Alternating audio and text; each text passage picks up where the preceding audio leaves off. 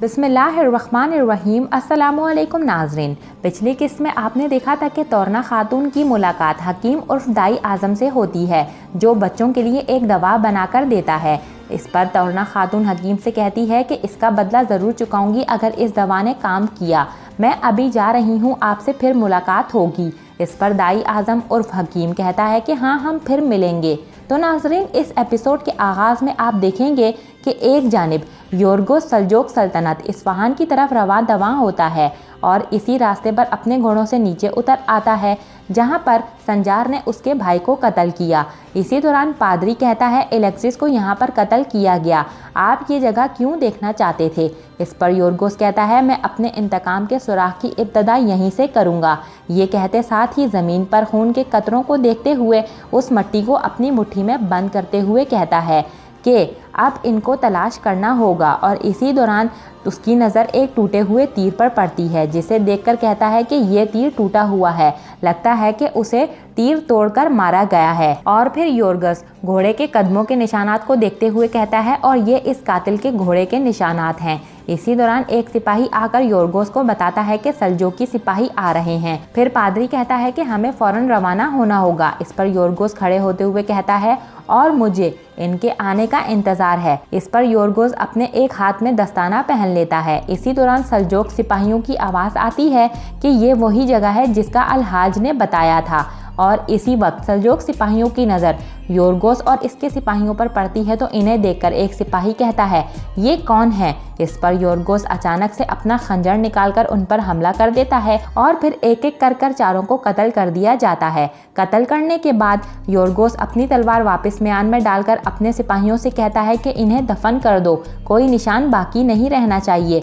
इसी के साथ वो टूटा हुआ तीर भी योरगोस उठाकर आगे चलने लगता है और दूसरी तरफ सिपाहियों को दफनाने के लिए योरगोस के साथी उन्हें उठाकर ले जाने लगते हैं। फिर योरगोस पादरी से कहता है अब मुझे अपने भाई के पास ले चलो, वो मुझे अपने कातिल दिखाएगा। इस पर पादरी कहता है ठीक है। दूसरी तरफ आप देखेंगे कि संजार अपना घोड़ा दौड़ाते हुए तोरना खातून की तरफ रवां दवां होता है ताकि अपनी वालदा के लिए दवा हासिल कर सके। एक तरफ आप देखेंगे कि तोरना खातून दरवेश के बच्चों को दवा देकर वापस आती है, तो हकीम पूछता है बच्चों को दवाई दे दी तोरना खातून? इस पर तोरना खातून दवा की बोतल रखते हुए कहती है हाँ, दवाई दे दी और बुखार भी उतर गया है। इस पर हकीम कहता है माशाल्लाह, ये कौन सा हकीम है, इसे तो यहाँ पर बुलाकर हमें भी सीखना चाहिए। इस पर तोरना खातून कहती है हाँ, सही कहा, मैं अभी अतार के पास जा रही हूँ। कि इसी दौरान एक सिपाही आकर तोरना खातून को बताता है अमीर हजरत एलतबर साहब आए हैं। इस पर तोरना खातून अपने बाबा को शिफा खाने में देखकर खुशामदीद कहती है। इस पर एलतबर कहता है शुक्रिया, मैं शिफा खाने का हाल अहवाल मालूम करने आया था और मैंने सोचा कि तुमसे भी मिल लूँ। आने से पहले मैंने मालूम किया था तुम्हारे बारे में, मगर तुम मौजूद नहीं थी, कहाँ थी तुम? इस पर तोरना खातून बताती है कि मैं जड़ी बूटियों की दवाई लेने गई थी। इस पर अमीर एलतबर हकीम को देखते हुए गुस्से से कहता है तुम किस काम के हो, अब इन कामों के लिए मेरी बेटी जाया करेगी? इस पर तोरना खातून कहती है इसका कोई कसूर नहीं, मैं अपनी मर्जी से गई थी। इस पर अमीर एलतबर तोरना से कहता है अब नहीं जाएंगी आप? इस पर तोरना कहती है ये कैसे हो सकता है, सिर्फ मैं ही हूँ जो दवाओं और बूटियों के बारे में सबसे ज़्यादा जानती हूँ और ख़रीदी जाने वाली बूटियों को देखना भी ज़रूरी होता है। इस पर अमीर एलतबर कहता है तो फिर बताओ मुझे क्या जानती हो? अमीर की बेटी को जड़ी बूटियों की तलाश में यहाँ वहाँ नहीं भागना चाहिए। आज मैंने कुछ नहीं कहा, मगर अब शिफा खाने से बाहर कहीं नहीं जाना तुम। इस पर तोरना खातून कहती है कल तक तो कोई मसला नहीं था, अब क्या हो गया? इस पर अमीर एलतबर कहता है सुना नहीं है कि सुल्तान की जान लेने की कोशिश की गई, अनातोलिया में जंग दरवाजे पर दस्तक दे रही है, हालात बेहतर नहीं, अब हर जगह ही गैर महफूज है, तुम्हें एहतियात करनी होगी और इसी वजह से शिफा खाने के अलावा तुम कहीं नहीं जाओगी, समझ गई? इस पर तोरना खातून अपना बैग टेबल पर रखते हुए कहती है हाँ ठीक है। दूसरी तरफ इस्फहान दिखाया जाता है जहां पर ताजुल मलिक अपने कमरे में मौजूद है। इसी दौरान तारकेन खातून ताजुल मुल्क के कमरे में दाखिल होती है। तारकेन खातून को देखकर ताजुल मुल्क खड़े होकर इनका इस्तकबाल करता है और इस पर तारकेन खातून कहती है ताजुल मुल्क, एलचन खातून को कैसे माफ़ कर दिया गया? इस पर ताजुल मुल्क कहता है साबित हो चुका है कि हमला करने वाले अनातोलिया के तुर्क कमान थे सुल्तान और जंग का फैसला भी किया गया है।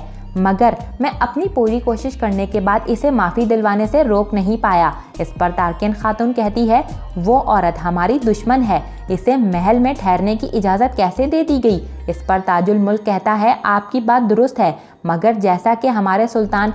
इस पर ताजुल मुल्क अपनी बात पूरी करता कि तारकुन खातून बीच में बात काटते हुए कहती है, अज़र बुज़दिलों की ढाल होती है ताजुल मुल्क, क्योंकि तुम इस ढाल के पीछे नहीं छुपते, तो मैंने तुम पर भरोसा किया। मैंने तुम पर भरोसा करके गलत किया है क्या। इस पर ताजुल मुल्क कहता है, हरगिज़ नहीं, यकीन रखिए मैं आपके एतमाद को ज़रा बराबर नुकसान नहीं पहुंचने दूंगा।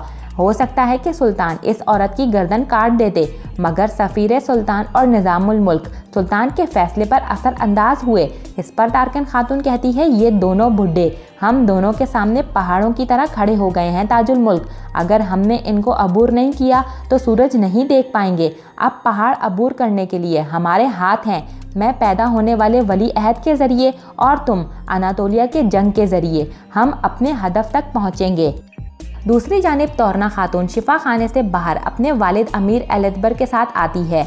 इस पर अमीर एलतबर तोरना से कहता है कि मैं अभी महल की तरफ जा रहा हूँ और तुम मेरी बात भूलना मत, अंधेरा होने से पहले लौट आना। इसी दौरान संजार भी अपने घोड़े पर सवार शिफा खाने के बाहर पहुँच आता है और घोड़े से नीचे उतरकर अपने घोड़े को एक तरफ बांधने लगता है तो फ़ौरन से तोरना खातून को पुकारता है। इस पर अमीर एलतबर जाते जाते मुड़कर संजार की आवाज़ पर देखता है और गुस्से से चिल्लाते हुए कहता है, पहले इजाज़त लो।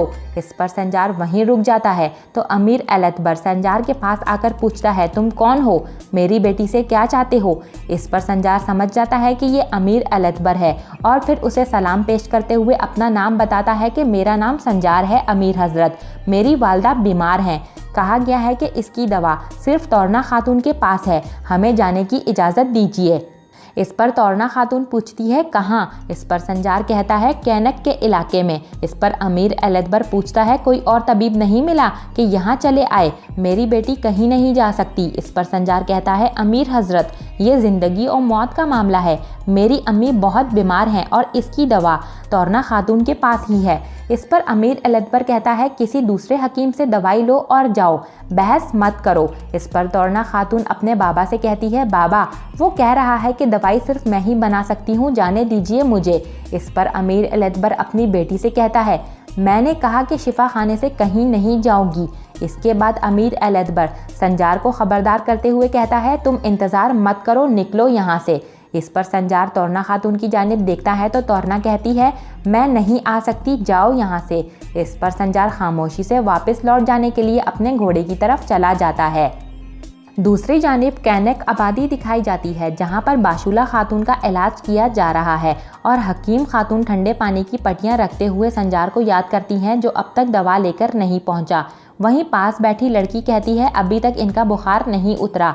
और इसी दौरान बाशुला बुखार की हालत में मलिक शाह को पुकारने लगती है और लड़की काफ़ी ज़्यादा हैरान होती है। दूसरी तरफ संजार शिफा खाने की दीवार के बाहर छुपकर वापस शिफा खाने जाने के लिए मौका तलाश कर रहा होता है कि इसी दौरान संजार को मौका मिलता है और वो फ़ौरन से शिफा खाने में दाखिल होकर तोरना खातून को पुकारता है। इस पर तोरना खातून संजार से कहती है, आप यहाँ क्या कर रहे हैं। इस पर संजार कहता है, आपको मेरे साथ चलना होगा। इस पर तोरना खातून कहती है, मैं कह चुकी हूँ कि मैं नहीं आ सकती, आप चले जाइए वरना मुसीबत में पड़ जाएंगे। देखिए अगर मेरे बाबा को पता चला तो वो शायद ही गुस्सा होंगे। इस पर संजार कहता है, मेरी अम्मी मौत से लड़ रही हैं तो ऐसे में मेरी जान की क्या अहमियत। बीमारी अल्लाह की तरफ से आती है और इलाज की जिम्मेदारी अल्लाह ने आपके सुपुर्द की है। अब आप इस जिम्मेदारी से कैसे पीछे हट सकती हैं। इस पर तोरना खातून संजार की बात को समझते हुए संजार के साथ कैनक कबीले की तरफ रवाना हो जाती है।